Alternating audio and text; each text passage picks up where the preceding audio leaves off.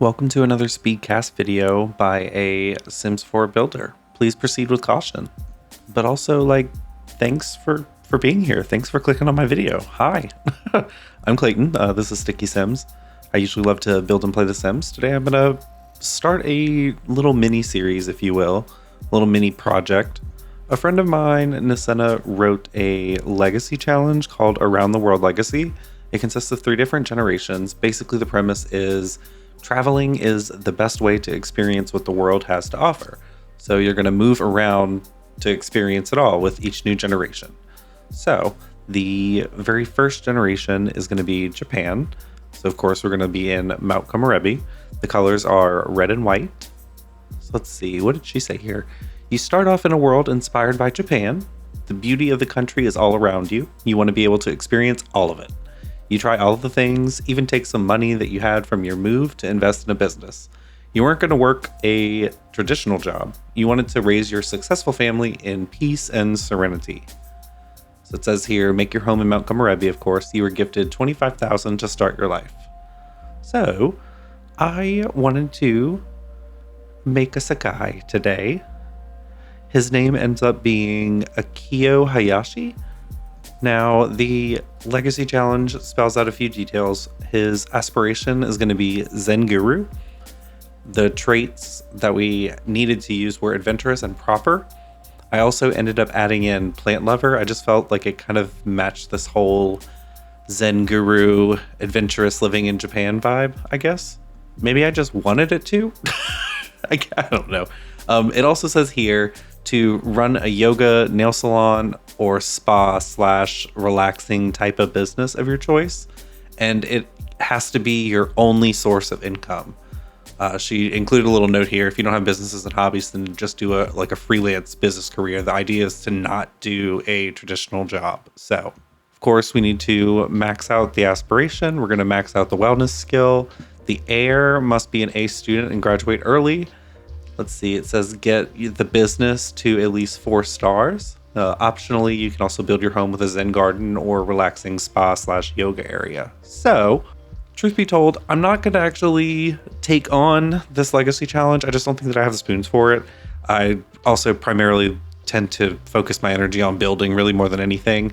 And I have already kind of committed and fallen in love with a current legacy, if you haven't checked it out already. But my friend wrote this legacy challenge and it looks like so much fun. So I really just wanted to, I don't know, I guess be inspired by it and then create some things and try to help, get the word out. Maybe you're looking for a legacy challenge and maybe this is it, the Around the World Legacy for you to try out. I know personally, I usually would struggle with legacy challenges. Like back when I was, just back in the day with Sims 2, different things like that. I just kind of liked sticking with the same household and watching them grow old and, having kids, that kind of whole thing. But the problem is I would always kind of just end up starting too many projects. And I would never really get past the first 1 or maybe 2 generations, if I'm being honest. So this legacy challenge, it being only 3 generations, I think it's very approachable in a way. I guess I should say approachable compared to some other legacy challenges that I've seen that are 10 plus generations.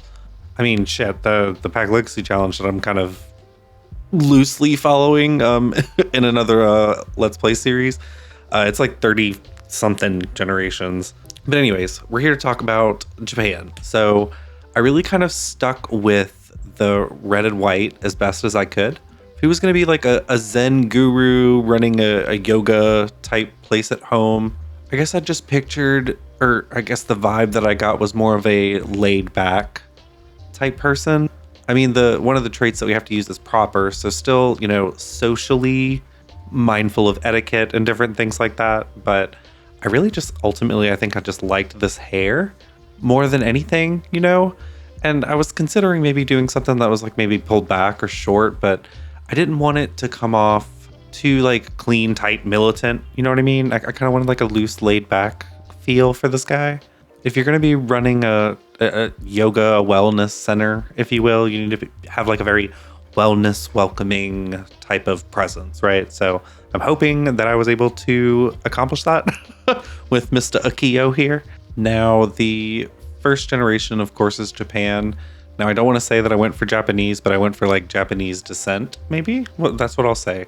I guess I also kind of pictured a little bit of a goofball in a way, but I don't think goofball would really jive with proper. Probably, I don't think that those two would necessarily mesh very well. Now let's see. Oh, while I'm reeling myself back into the video, I have a tendency to just yap and just go along, just talk about whatever pops into my head.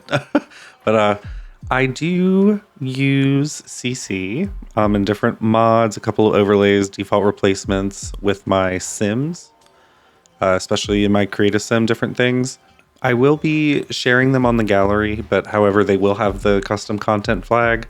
So if you do want to use these Sims, they probably will look a little different. In particular, maybe the hair, a bunch of clothes items.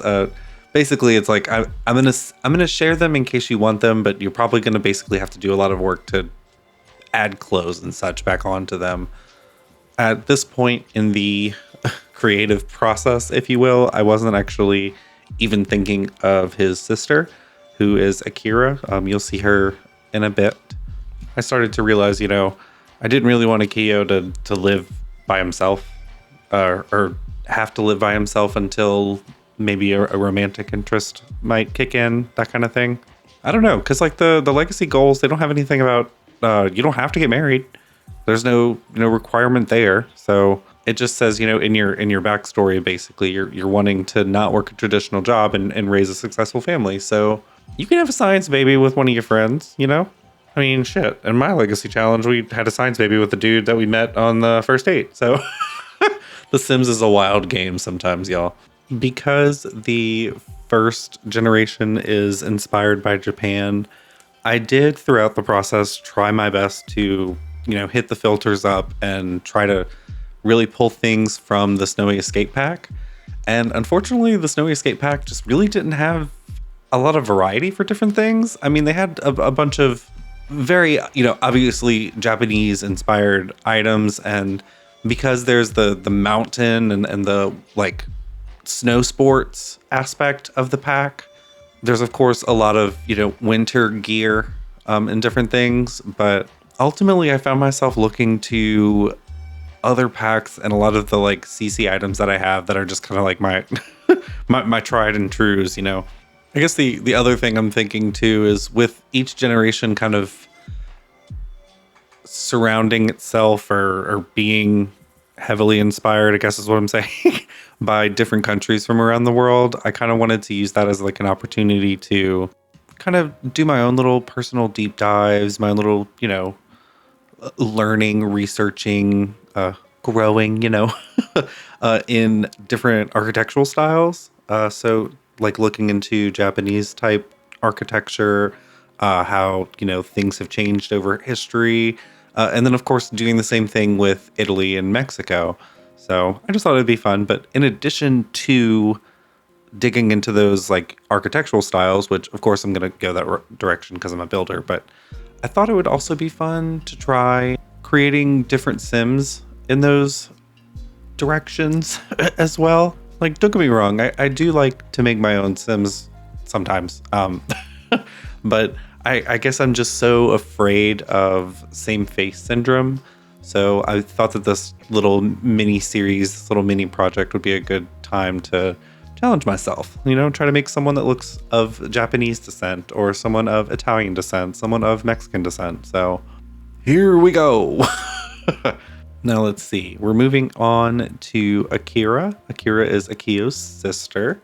They have a jokester family dynamic to kind of go along with the, digging into Mount Komorebi and really just, I guess, immersing this generation in the Snowy Escape Pack.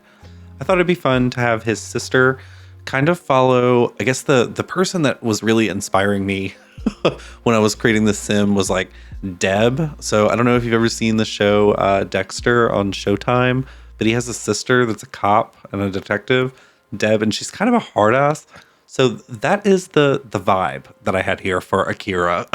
I thought, she's like an extreme sports enthusiast and she's a bro and she's a hard ass. So to kind of, balance out with her very like calm, laid back yoga, meditation, wellness brother, I guess give you the yin and yang thing, but I don't think the yin and yang thing's a Japanese thing. Anyways, I really loved this like bob hair with the ombre and the changing color, and it kind of had like a bluish tint towards the top, and then like more of a violet or purpley colors toward the bottom.